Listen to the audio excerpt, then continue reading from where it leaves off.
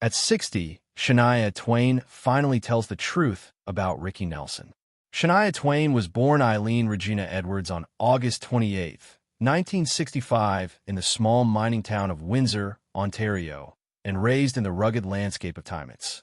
She emerged from a life of hardship to become one of the most influential and best-selling female artists in country music history.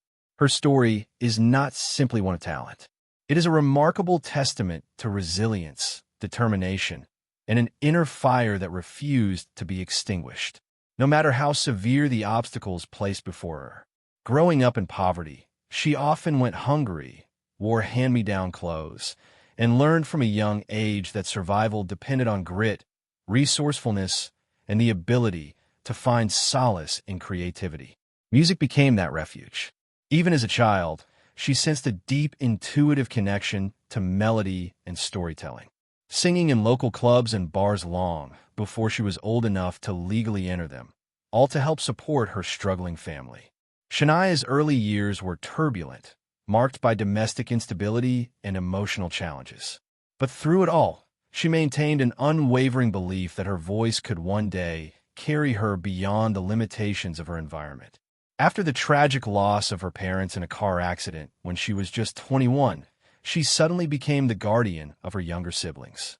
Instead of pursuing stardom immediately, she put her dreams on hold and took a job singing at the Deerhurst Resort in Ontario to provide stability for her family. This period showcased not only her vocal skill, but her immense personal strength, the ability to sacrifice her own ambitions to protect the people she loved. Her big break came when she signed with Mercury Records in the early 1990s, adopting the stage name Shania, meaning on my way in Ojaway, a fitting symbol of her future trajectory. Her debut album, while modest in commercial performance, caught the attention of producer Robert John Mutt Lang, who recognized her extraordinary talent. Their creative partnership and eventual marriage ignited a musical revolution. Together, they crafted the groundbreaking album, The Woman in Me, 1995, which fused pop, rock, and country into a bold new sound that redefined the genre. Hits like Any Man of Mine, Whose Bed Have Your Boots Been Under, and You Win My Love transformed Shania into a rising force in Nashville and beyond. But it was Come On Over, 1997, that changed everything. The album became a cultural phenomenon, ultimately becoming the best-selling studio album by a female artist in any genre and one of the highest-selling albums of all time. With chart-topping singles like Man, I Feel Like a Woman, You're Still the One, and from this moment on, Shania not only dominated the charts, but also shattered stereotypes about what country music could look and sound like. Her music videos became iconic, her fashion sense bold and trend-setting, and her voice a symbol of empowerment for millions worldwide.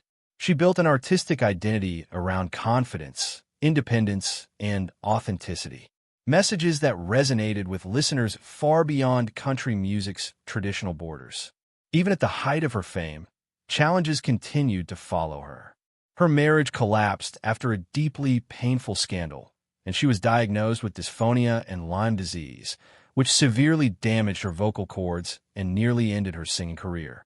For years, she struggled not only with the physical limitations, but with the emotional trauma of suddenly losing the ability that defined her life.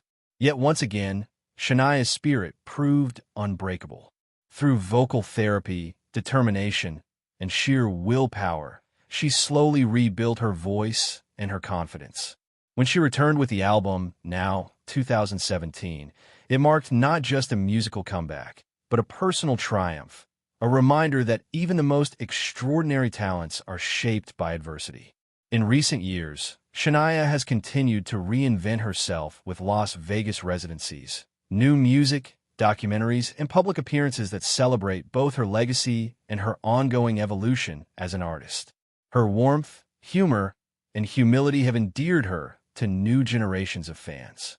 She remains a pioneer who expanded the boundaries of country pop, a trailblazer who took creative risks when the industry doubted her, and a survivor whose story inspires anyone who has ever had to start again after losing everything. Shania Twain's personal and romantic life took a dramatic turn in the early 1990s, beginning with one of the most pivotal encounters of her career. After the release of her self-titled debut album, although the record itself did not yet showcase her songwriting power, producer Robert John Mutt Lange, already a legendary figure in rock and country rock due to his work with AC/DC, Def Leppard, and Bryan Adams, heard her voice and was immediately struck by its warmth, strength, and clarity. Lange reached out after hearing her original songs, impressed by both her vocal ability and her potential as a songwriter. What began as a professional inquiry quickly evolved into months of long-distance phone conversations. They spent countless hours discussing music, lyrical concepts, personal backgrounds, and dreams for the future. During these intimate and creatively charged conversations, a bond formed, one rooted in artistic chemistry, but soon growing into something deeply personal. After speaking only by phone for several months, Twain and Lange finally met face-to-face at Nashville's Fanfare in June 1993, a major country music festival that brings artists and fans together. Their meeting confirmed what their conversations had already hinted at, an immediate connection and mutual admiration. Their relationship moved swiftly, reflecting the intensity of both their creative partnership and their emotional bond. On December 28, 1993, they married, beginning not only a new chapter in Twain's personal life, but also in her career. Together, they would create some of the best-selling country pop albums of all time, including The Woman in Me and Come On Over. Their son, Asia, pronounced Asia, was born on August 12, 2001. The arrival of their child brought joy during a period when Twain was already a global superstar, and motherhood became one of the most cherished roles in her life. Despite their public success and seemingly solid marriage, behind the scenes, strains began to develop. On May 15, 2008, the world was shocked by the announcement that Twain and Lange were separating. The reason? Lange's affair with Maria Thibault, Shania's close friend and personal assistant, deeply devastated Twain. The betrayal had come from not only her husband, but also the person she had trusted most within her inner circle. Twain later spoke openly about the emotional pain, feelings of abandonment, and sense of loss that followed.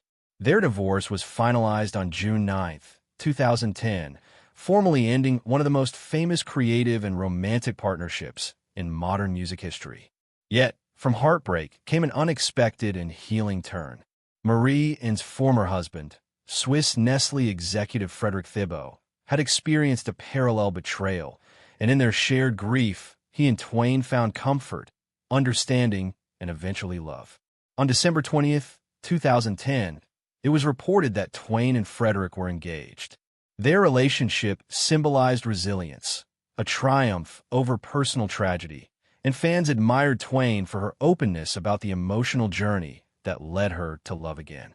The couple married on January 1st, 2011, choosing a romantic ceremony in Ringin, Puerto Rico, marking a hopeful new beginning for the singer.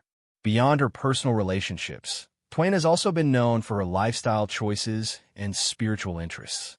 She is a dedicated vegetarian, a decision she attributes to both health and ethical reasons.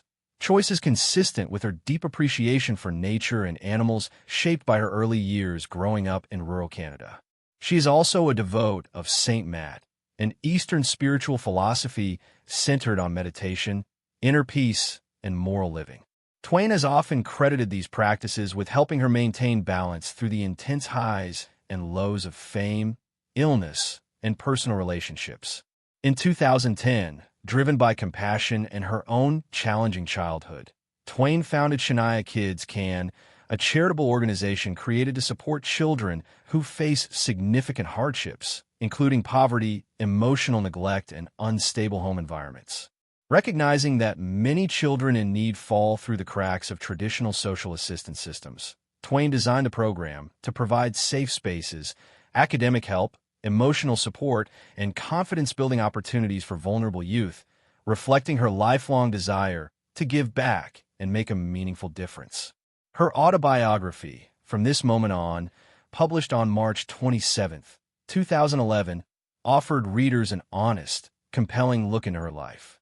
In it, Twain detailed her traumatic childhood, her rise to global stardom, her marriage and painful divorce, her health struggles, including a debilitating battle with Lyme disease that temporarily damaged her voice, and her rediscovery of purpose and love. The book became a bestseller and resonated deeply with fans who saw Twain not just as a superstar, but as a survivor. At 60, Shania Twain is more reflective, more open, and more willing than ever to talk candidly about the moments and influences that shaped her extraordinary life.